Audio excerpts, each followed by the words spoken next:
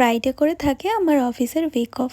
আর ওই দিন না আমি নতুন নতুন রেসিপি ট্রাই করি। যদিও পিৎজা আমি আগে অনেকবারই বানিয়েছি, আর এইভাবে পিৎজা খেতে আমার ভীষণ ভালো লাগে।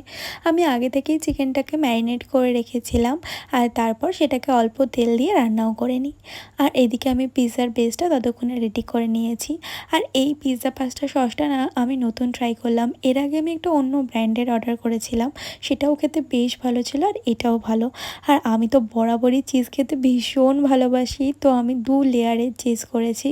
তোমরা একটা লেয়ারই তৈরি করতে পারো, আর সেটাও খেতে ভীষণ ভালো লাগবে।